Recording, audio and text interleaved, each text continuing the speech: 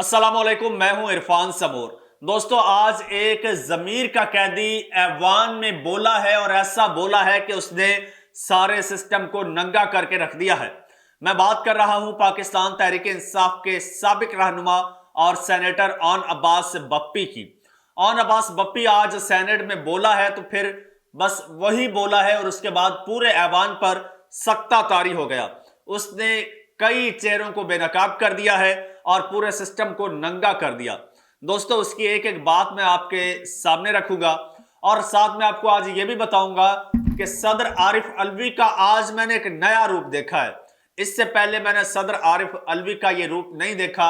आज वो मुद्दतों बाद बोले हैं और ऐसा बोले हैं कि सबको चुप करा दिया।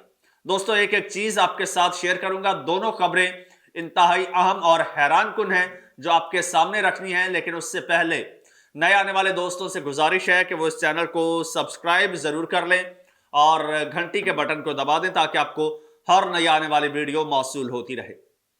दोस्तों, ऑन अब्बास बप्पी की बात करेंगे और सदर आरिफ अलवी की भी बात करेंगे, लेकिन उससे पहले उसका बैकग्राउंड आपको बताना बहुत जरूरी है।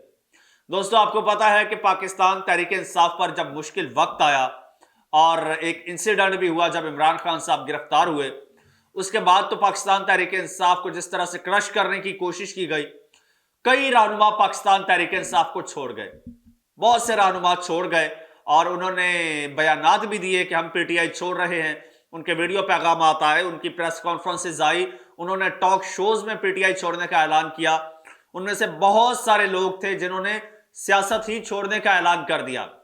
और पाकिस्तान तहरीक इंसाफ पाकिस्तान की वाहिद पार्टी है जिसमें पढ़े लिखे लोग भी थे और नए लोग बहुत सारे थे, जो कि रिवायती सियासतदान नहीं थे, बहुत सारे थे, लेकिन उन्हें भी सियासत छोड़ने पर मजबूर कर दिया गया। उस हवाले से सदर आरिफ अलवी आज बिलाखिर फट पड़े। आज मुद्दतों बाद बोले हैं और क्या बोले हैं। एक तकरीब में शरीक थे सदर आरिफ अलवी साहब और तकरीब से खिताब करते हुए उन्होंने कहा कि आप समझते हैं कि टैलेंट ऐसे ही आ जाता है। वो कहते हैं कि मैं पढ़े लिखे और अच्छे लोगों के पीछे भागता रहा, मैंने सारी उम्र लगा दी और इतने अच्छे लोगों को मैं सियासत में लेकर आया और मैंने उनको यह कहा कि आप सियासत में आओ। काफी सारे नए चेहरे, अच्छे लोग सियासत में आए। जाहिर सी बात है, नए और अच्छे और पढ़े लिखे लोग सियासत में आएंगे तो ही मुल्क की डायरेक्शन कोई सेट होगी, वरना तो इन रिवायती सियासतदानों ने, इन जागीरदारों ने और माफिया ने जो 75 साल से मुल्क का हाल किया है, वो इनके हाथों अब ठीक होने वाला नहीं है, बल्कि ये मजीद खराब करेंगे। तो अब अच्छे लोगों की जरूरत थी सिस्टम को, पढ़े लिखे लोगों की, बकौल आरिफ अलवी साहब के। जब वो आए हैं सिस्टम में, जब वो सियासत में आए हैं, तो आपने उनके साथ क्या किया है? कहता अब मैं देखता हूं कि आप लोगों को मार मार के सियासत छोड़ने पर मजबूर किया जा रहा है। कई लोग पाकिस्तान तहरीक इंसाफ के सियासत छोड़ गए। जब आप ये सुलूक करेंगे तो सियासत में कौन आएगा? कौन सियासत में आएगा? तो तकरीब में मौजूद लोगों से आरिफ अलवी साहब ने पूछा, मैं आपसे पूछता हूं, क्या आप सियासत में आएंगे? हुजूर, ऐसे कोई नहीं सियासत में आएगा। इवन मैं आपको एक मिसाल दे देता हूं। मेरे मामू हैं, बैरिस्टर हैं, पढ़े लिखे हैं और बरतानिया से पढ़ के आए हैं। पाकिस्तान तहरीक इंसाफ ने उनको टिकट दे दिया एमएनए का, कराची से। जब टिकट दे दिया, ऑफर किया, तो उन्होंने टिकट पहले ले लिया, फिर टिकट वापस कर दिया। क्यों? टिकट लेते ही उन पर 13 मुकदमे दर्ज कर दिए गए। उनको फैमिली का प्रेशर था कि लानत भेजो ऐसी सियासत पर, लानत भेजो ऐसे सिस्टम पर जिसमें आपकी इज्जतें पामाल की जाएं, जिसमें आपके साथ यह सुलूक किया जाए। भाड़ में जाए ऐसी सियासत, भाड़ में जाए ऐसा सिस्टम। उन्होंने विड्रॉ कर दिया। तो यह सुलूक किया जा रहा है अच्छे लोगों के साथ, पढ़े लिखे लोगों के साथ। इसीलिए आज सदर आरिफ अलवी साहब यह कहने पर मजबूर हो गए, वरना उनको एक अरसे से चुप करवाया हुआ था। इसी तरह जनाब सेनेटर ऑन अब्बास बप्पी साहब हैं, पाकिस्तान तहरीक इंसाफ के रहनुमा हैं और वो साउथ पंजाब के आई थिंक सदर भी थे। जब इमरान खान साहब जमान पार्क में बैठे थे और जमान पार्क में खान साहब के घर के बाहर लोग पहरा दे रहे थे, वहां पर मैंने ऑन अब्बास बप्पी को कैंप लगाए हुए देखा। वहां पर मौजूद होते थे जमान पार्क के बाहर اور اپنے حلقے کے اپنے علاقے کے لوگوں کے ساتھ موجود ہوتے تھے، خان صاحب کے گھر کے باہر پہرا دے رہے تھے۔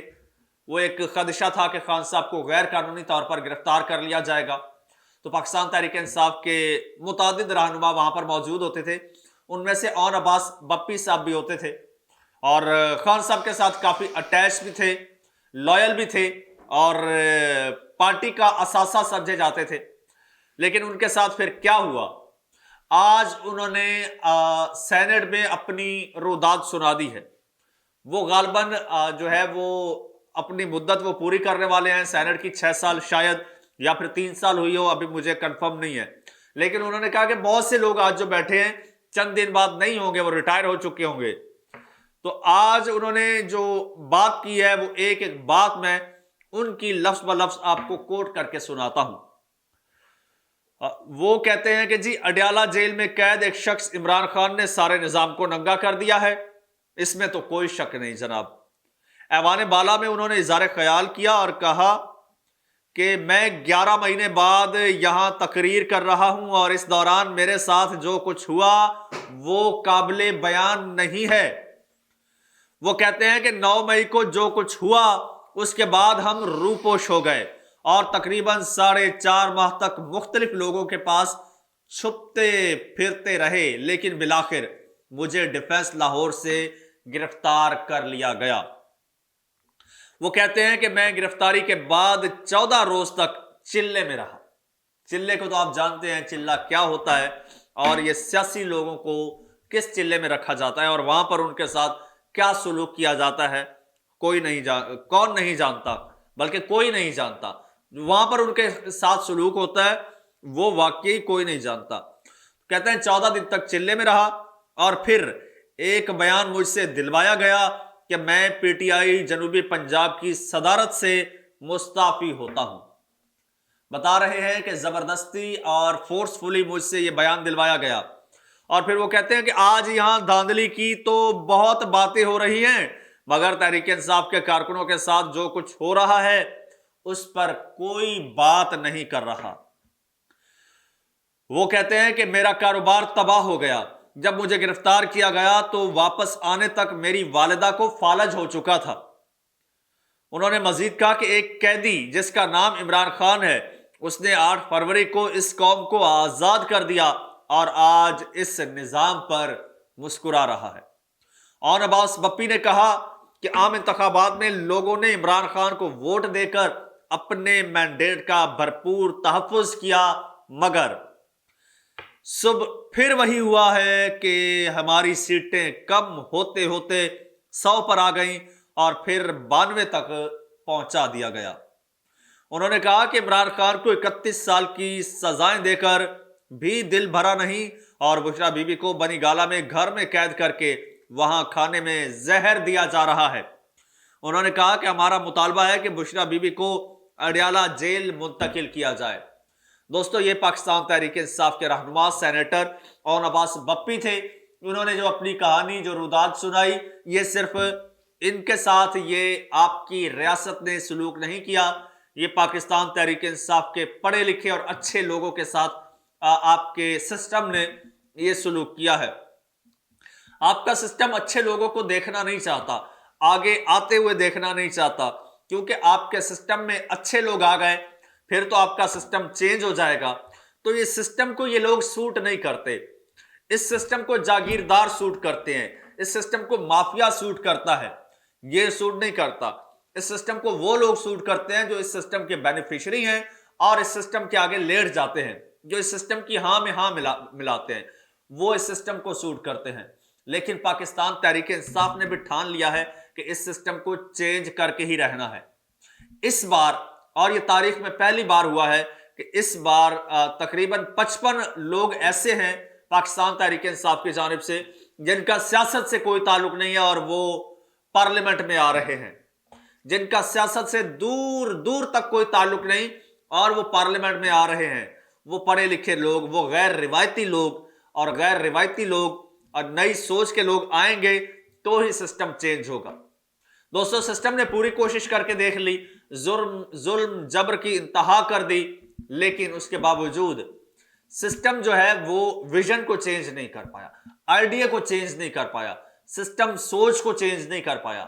آج لوگ تو بدل گئے ہیں، نئے چہرے آ گئے ہیں، لیکن سوچ وہی ہے جس نے یہ سوچ لیا ہے کہ اس سسٹم کو چینج کرنا ہے۔ لہٰذا اب سسٹم کو بھی سوچنا ہوگا کہ ظلم، جبر اور طاقت سے سسٹم جو ہے وہ کسی کو دبا نہیں سکتا۔ دوستو کمنٹ سیکشن میں اپنی رائے کا اظہار کیجئے، چینل کو سبسکرائب کر لیجئے اور مجھے اجازت دیجئے۔ اللہ حافظ۔